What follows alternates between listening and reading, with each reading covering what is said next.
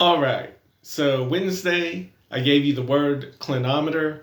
I mentioned that you could make your own with a couple of common household items, or at least office hold items. Those included a protractor,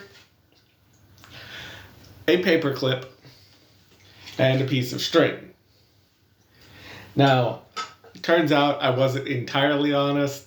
You also need a pair of scissors for the string, and depending on if your protractor has the nice convenient hole there that this one doesn't, some tape may also be needed. So, what we do, we get a piece of string that is wider than the protractor. Cut it to length. Take our paper clip.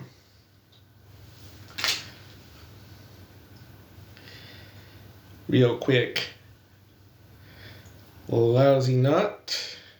Does not need to be fancy because the paper clip's just there for a weight. Got your this on here. Weight on a string. Spend a second fighting the tape because always.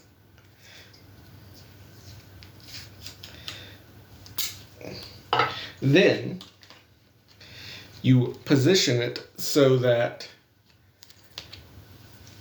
your string goes over the halfway point of the protractor. That's actually important because now the string with weight will, once it stops moving, because I'm slightly shaking, it'll hang over 90 degrees. As you tilt, it will move along the scale, telling you 50 degrees, 112 degrees, however it is. Obviously, you could do a better tape job than I did because I got a little past the point, so it's not going to be perfectly accurate.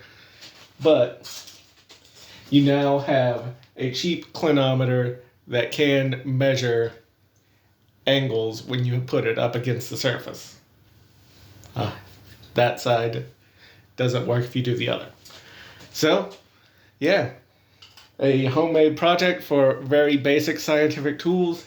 And honestly, the high-end clinometer is only made of better materials. The same principles frequently apply. There you go.